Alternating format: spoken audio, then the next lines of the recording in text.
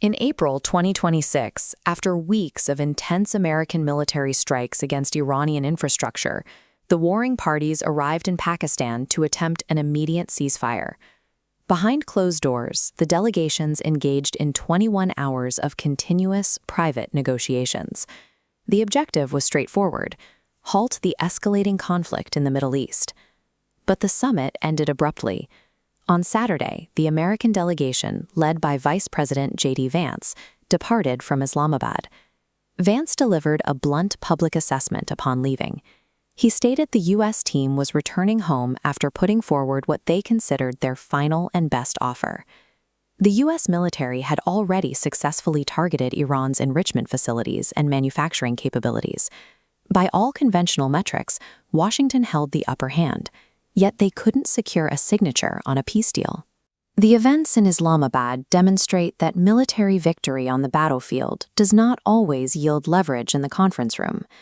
Even with Iran's facilities in ruins, the U.S. found that physical destruction failed to secure a diplomatic surrender. The U.S. delegation entered the room operating on the assumption that Iran's military and enrichment capabilities were already effectively neutralized by prior strikes. This high-angle satellite imagery shows one of those Iranian industrial sites. As the U.S. team pointed out, the enrichment facilities Iran once possessed were already destroyed before the talks began.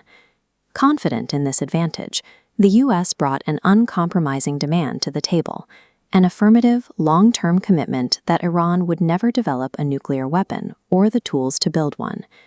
The U.S. delegation viewed this final offer as a flexible off-ramp for a nation they believed was already defeated. The American strategy faltered by mistaking physical damage for political submission. They expected an immediate surrender that never materialized. Iranian state media broadcast a very different account of the session. They claimed the talks failed because of unreasonable demands from the American side. Iran maintains that it is not pursuing an atomic bomb. From Tehran's perspective, the American demand for a long-term pledge was a performative requirement meant to force a total capitulation.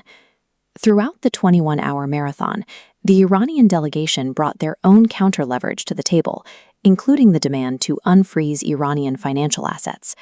But their most potent leverage is geographic.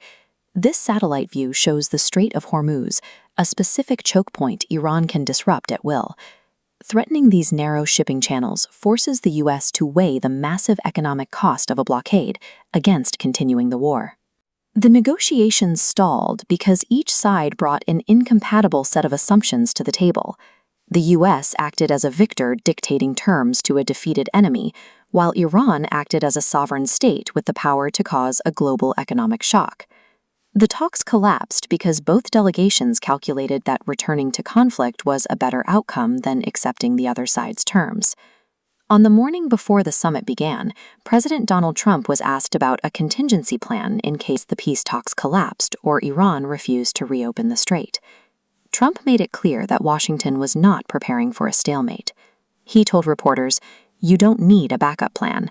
Their military is defeated. We have hit them very hard." This take-it-or-leave-it ultimatum relies on the belief that the adversary has reached a breaking point. Iran proved it had not.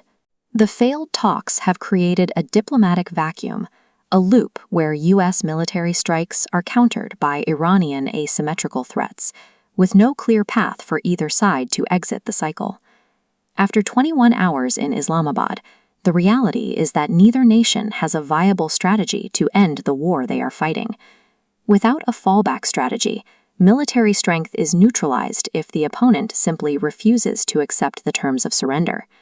In 2026, the U.S. learned that shattering an enemy's infrastructure is not the same thing as shattering their will.